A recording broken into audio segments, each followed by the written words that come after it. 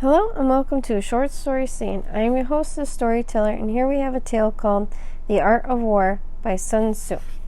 Chapter 2, Waging War.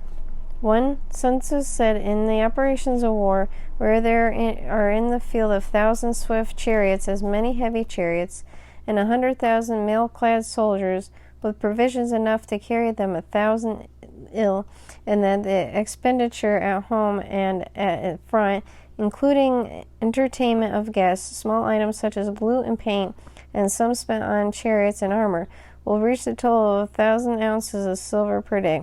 Once is the cost of raising an army is 100,000 men. 2.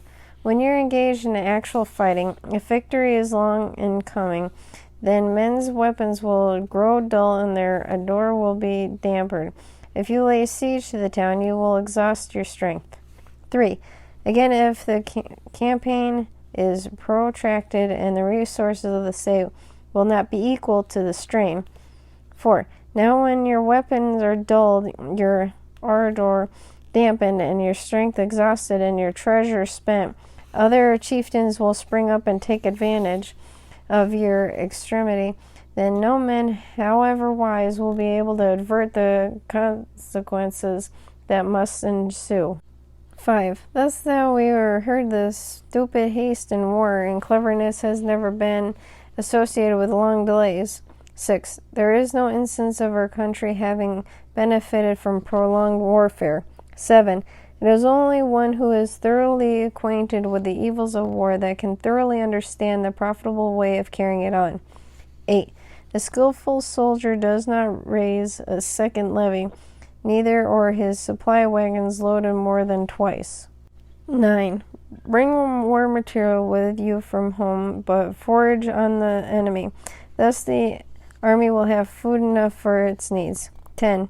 Poverty of the state in Kurshigor causes an army to be maintained by contributions from a distance. Contributing to maintain an army at a distance causes people to be impoverished. 11. On the other hand, the proximity of an army causes prices to go up, and the highest price causes the people's substance to be drained away. 12. When their substance is drained away, the peasantry will be afflicted by heavy exactions. 13-14. With this loss of substance and exhaustion of the strength, and the homes of the people will be stripped bare.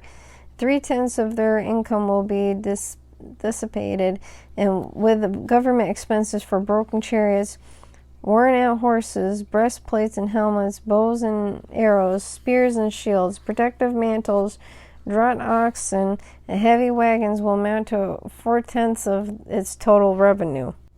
15. Hence a wise general makes a point of foraging on the enemy. 1 cartload of the enemy's provisions is equivalent to 20 of one's own, and likewise a single picule in his provender, and equivalent to 20 from one's own store. 16. Now in order to kill the enemy, our men must be roused to anger, that there may be advantage from the defeating the enemy. They must have their rewards. 17. Therefore in chariot fighting, when 10 or more chariots have been taken, those should be rewarded who take the first.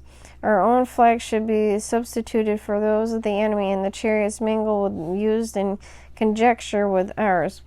The captured soldiers should be kindly treated and kept. 18. This is called using the conquered foe to augment one's own strength. 19. In war, then, let your great object be victory, not a lengthy campaigns. 20. Thus it may be known that the leader of the armies is the arbiter of the people's fate, and the man who it depends whether the nation shall be in peace or in peril. And that concludes our tale of The Art of War, Chapter 2 by Sun Tzu. And if you like this content, like to support it, please head to Patreon. That is www.patreon.com/shortstoriescene.